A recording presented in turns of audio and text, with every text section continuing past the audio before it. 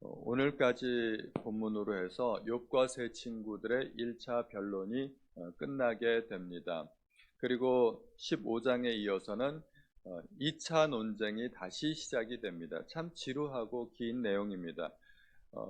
앞에서 했던 내용을 똑같이 반복하는 겁니다. 토시 하나 안 틀리고, 토시는 약간 틀리지만 사실은 내용은 다 똑같습니다. 세 친구들과 대화를 하는데, 세 친구는 욥에게 네가 죄를 지어서 벌을 받는 것이다 이야기하고, 나는 무죄하다 하는 것이 욥의 주장이었습니다. 서로 대화가 잘 되나요? 대화가 잘 안 됩니다.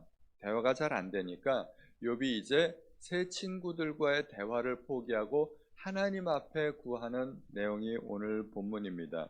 하나님 앞에 대화를 시작을 하는데, 말하자면 기도인 거죠. 하나님 앞에 탄원과 탄식으로 하소연하면서 하나님 앞에 기도를 하는데, 오늘 본문을 가만히 읽어보면 욥은 아직도 삶에 대한 애착이 있고 삶에 대한 소망이 간절히 있는 것을 발견하게 됩니다. 이게 참 애처로운 상황입니다. 한편으로는 차라리 나를 죽여주십시오, 내 생명을 거두어 가십시오 하지만, 그러나 여전히 한편에서는 삶에 대한 애착이 있고 나를 살려주십시오, 내가 기다리겠습니다, 그런 모습을 보이고 있는 것입니다.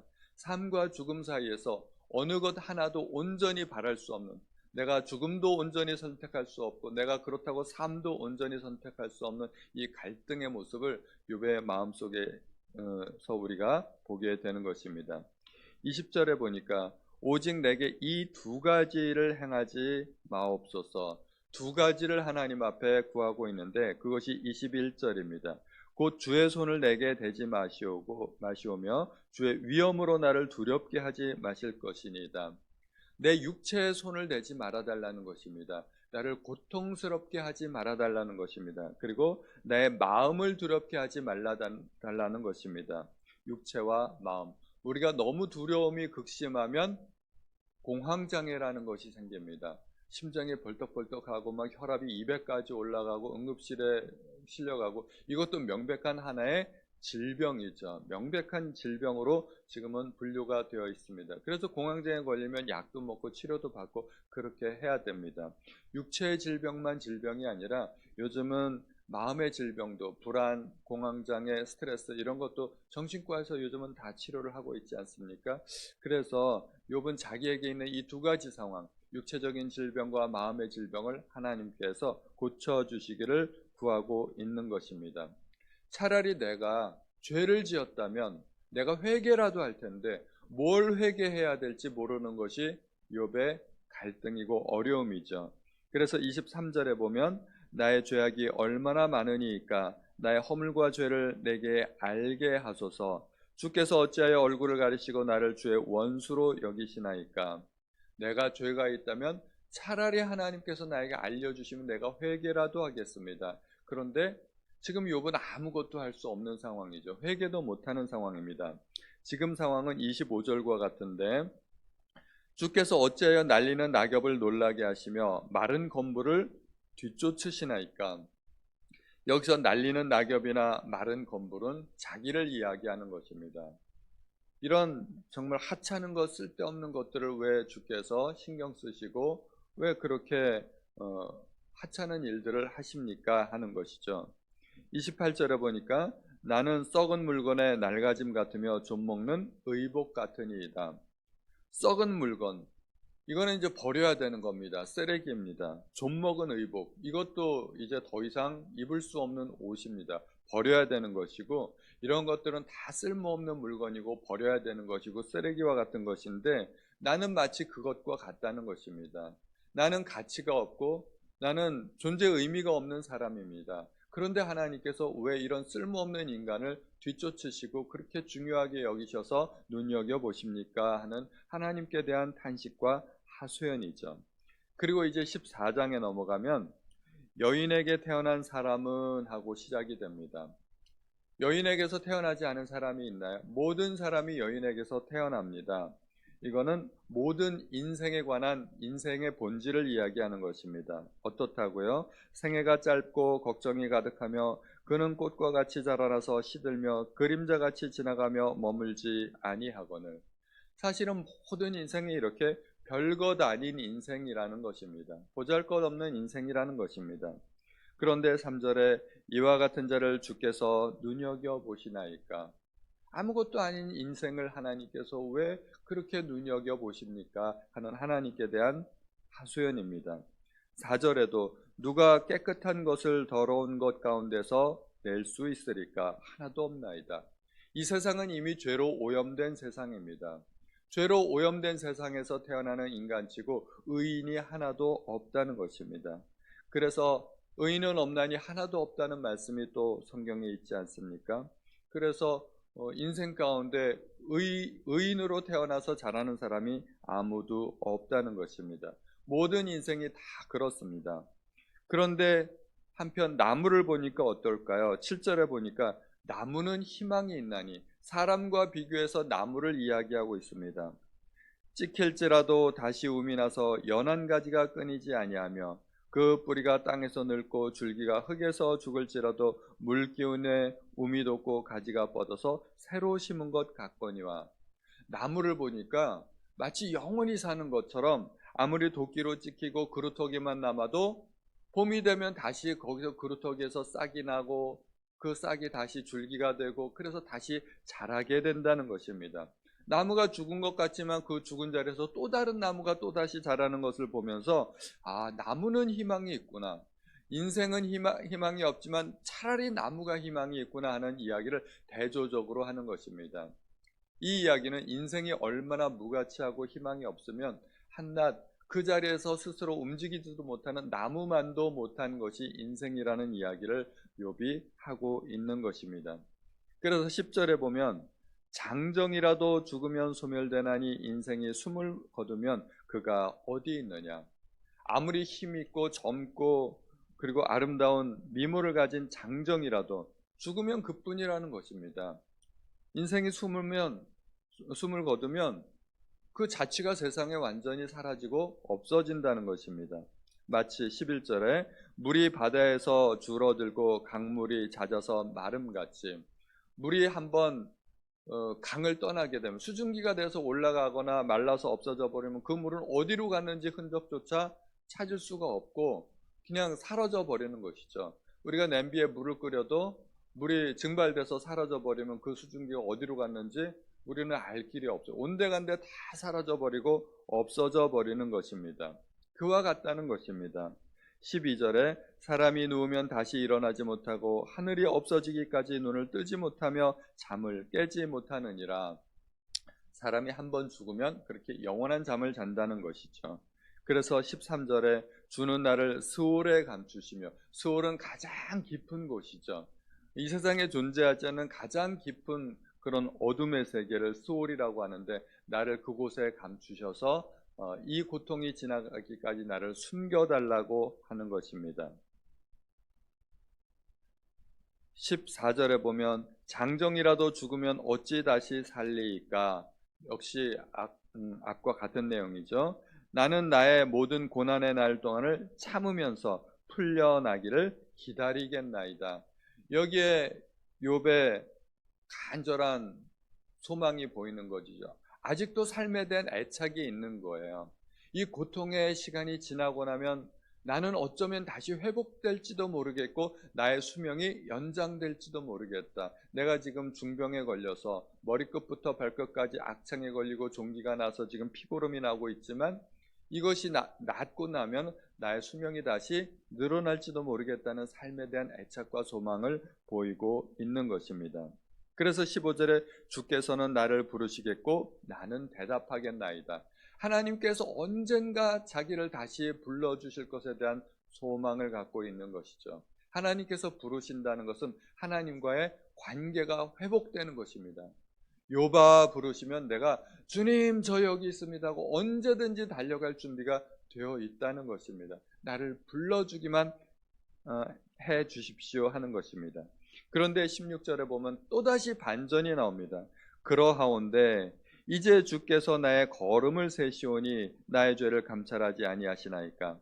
한 걸음 한 걸음 주께서 세고 계시다는 것입니다. 이 얘기는 주님께서 지금 자기를 감시하고 있다는 것입니다.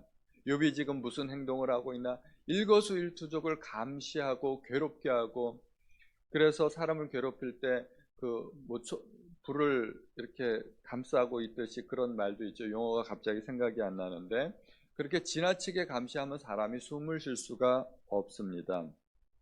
어느 정도냐면 17절에 주는 내 허물을 주머니에 봉하시고 내 죄악을 싸매시나이다. 우리가 핸드폰 같은 거 어디다가 넣고 다니세요? 저도 지금 주머니에 제 핸드폰을 넣고 있는데, 소중한 물건들, 늘 갖고 다니는 물건은 우리가 지갑이나 핸드폰이나 이런 것들은 호주머니 안에다 넣고 다니지 않습니까? 보관하는 겁니다. 잃어버리지 않게. 그래서 하나님께서 욥의 허물을 주머니에 봉하시고 절대 잃어버리지 않고 하나님께서 늘 기억하고 계신다는 거예요. 욥이 답답한 거죠. 내 죄악을 싸매시나이다. 마치 소중한 물건을 포장이라도 하듯이 하나님께서 욥의 허물을 싸매가지고 절대 내다버리거나 잊어버리거나 하지 않으신다는 것입니다. 18절에 무너지는 산은 반드시 흩어지고 바위는 그 자리에서 옮겨가고 물은 돌을 닳게 하고 넘치는 물은 땅의 티끌을 씻어버리나이다. 이와 같이 주께서는 사람의 희망을 끊으시나이다. 산과 바위는 견고함의 대명사죠.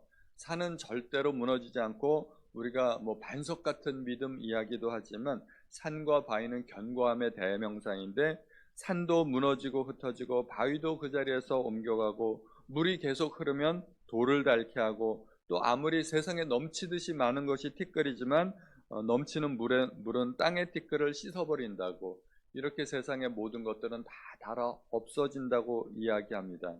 그와 같이 주께서는 사람의 희망을 끊으신다고 말씀하고 있는 것입니다.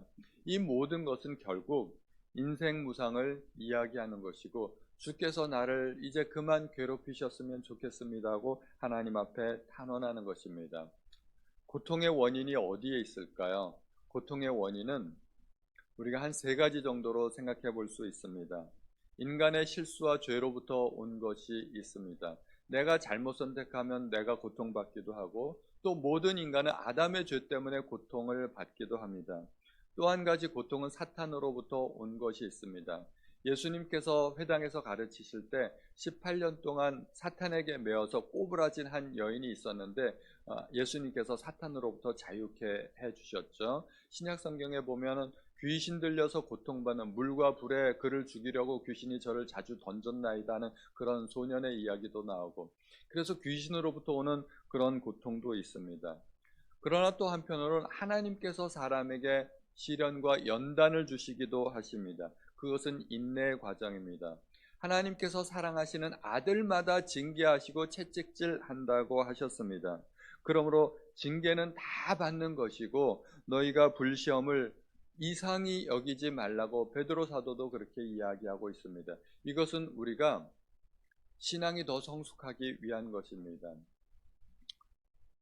그저께 우리 자녀들 수능시험을 보지 않았습니까? 수능시험 보는 것이 얼마나 힘들고 어려운 일입니까? 정말 평생 동안 공부했던 걸 하루 동안에 다 쏟아내야 되는데, 그 하루를 위해서 얼마나 많은 고난과 시간과 그리고 또 비용을 지불해야 됩니까? 그런데 시험 없으면 누가 공부할까요? 하다못해 학교에서 중간고사, 기말고사라도 없으면 학생들이 공부할까요? 공부하지 않을 것입니다. 마찬가지로 우리도 인생에 고난이 있음으로 말미암아, 그런 시험과 연단이 있음으로 말미암아, 그것 때문에 우리가 하나님 앞에 나아가고 기도하고 하나님 앞에 매달리고 우리의 신앙이 점점 조금씩 업그레이드 되는 것입니다. 누가 우리의 신앙을 등산에 비유했더라고요. 예를 들어서 해발 1000m 되는 그 산이 있는데, 처음 이제 바닥부터 올라갈 때, 처음에 100m 올라갈 때 굉장히 힘들고 어렵죠. 주변에 나무밖에 보이는 게 없고, 그리고 또 100m로 올라갑니다. 상황은 여전히 달라진 것이 없습니다. 여전히 힘들고 주변에 나무밖에 보이는 것이 없습니다. 또 100m를 올라가죠. 상황이 달라진 것 없습니다. 똑같아 보입니다. 여전히 나는 힘들고 주변에는 보이는 건 나무밖에 없고 돌밖에 없고, 그런데 산을 바라보지 말고 주변을 바라보면 달라지는 게 있다는 것입니다. 더 많이 보인다는 것입니다. 저 산 밑에 있을 때는 산밖에 보이는 게 없고 아무것도 없는데 점차 높이 올라갈수록 산 정상에 가까이 올수록 이제 온 시내가 보이고 드디어 구름도 발 아래 보이고 내 시야가 훨씬 넓어지고 많은 것을 볼 수 있다는 얘기입니다. 저 밑에서 100m 올라올 때하고 저 산 정상 가까이에서 100m 올라갈 때하고 똑같이 힘들지만 그러나 나의 상황이 달라진다는 것입니다. 주변을 바라보면 그것을 알 수 있게 된다는 이야기입니다. 그냥 땅만 바라보면 똑같아 보이지만 주변을 바라보면 내가 이만큼 많이 올라왔구나 하는 것을 비로소 알게 된다는 것입니다. 그러므로 우리는 고난과 연단의 시간에 인내하며 견디어야 하겠습니다. 우리가 꼭 회개가 아니더라도 우리는 어찌하든지 하나님 앞에 나아가야 됩니다. 하나님 앞에 나아가서 이 고난의 시간을 이길 수 있도록 기도해야 됩니다. 하나님께서는 감당할 만한 시험 외에는 사람에게 허락하시지 않는다고 하였고 또 시험 당할 즈음에 피할 길을 주신다고 약속하셨습니다. 우리는 그러한 주님의 약속을 붙들고 주님께서 약속하신 대로 우리에게 이루어 주십시오, 나에게 피할 길을 주십시오 하고 하나님 앞에 간구해야 될 것입니다. 오늘도 고난 당하시는 성도님들이 있다면 하나님 앞에 피할 길을 달라고, 이 고난을 이기게 해달라고 하나님 앞에 간구하시는 성도님들 되시기를 우리 주님의 이름으로 축원드립니다. 하나님 아버지, 오늘도 저희에게 욥의 고난에 대해서 깨닫게 하시고 알게 하신 것에 대해서 감사드립니다. 하나님, 욥의 극심한 고난을 생각해 볼 때 우리가 이 땅에서 당하는 고난은 참으로 아무것도 아닙니다. 하나님, 우리가 욥의 고난을 보면서 우리가 당하는 고난도 이길 수 있도록 도와주시고 저희에게 믿음을 허락하여 주옵소서. 모든 말씀 우리 주 예수님의 이름으로 기도하였습니다. 아멘.